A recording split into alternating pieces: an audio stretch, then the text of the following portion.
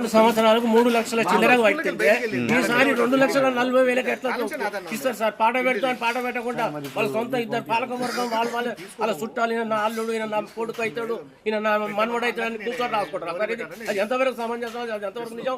మన మేనేజర్ అని అందరికీ పిలిపించి ఇట్లా అల్లాలు మాట్లాడుకుంటూ మరి మీరు రాండి చెప్పాలి, చెప్పాలి. ఆయన కూడా చెప్పాలి, మేనేజర్ గారు కూడా చెప్పలేదు. చెప్తే పాట పడితే మరి మా లాభం వస్తే మన సంఘానికే కదా. ఎన్ని మొత్తాలు నడుస్తున్నాయి? 3 మొత్తాలు నడుస్తున్నాయి. ఎంత ఉత్పత్తి అవుతుందల్లా?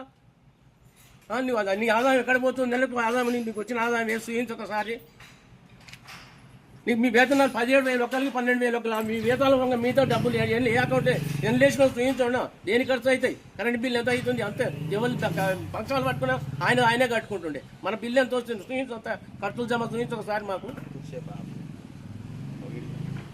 అది మేము అడుగుతున్నాం ఇప్పుడు, ఎందుకంటే మీరు అడుగుతున్నారు కాబట్టి మేము సమాధానం మీకు చెప్తున్నాం. ఏమంటాండి, జమ ఖర్చులు కావాల్సిందే కదా. నెలకు వచ్చే ఆదాయం ఎక్కడ పోతుంది? బహిరంగ వేలం తోటి ఆ ఫంక్షన్ హాల్ లీజుకి ఇవ్వాలి. బహిరంగ వేలం కాకుండా దాని బహిరంగ వేలం వేస్తున్నా అని చెప్పేసి ప్రకటన ఇచ్చిరు.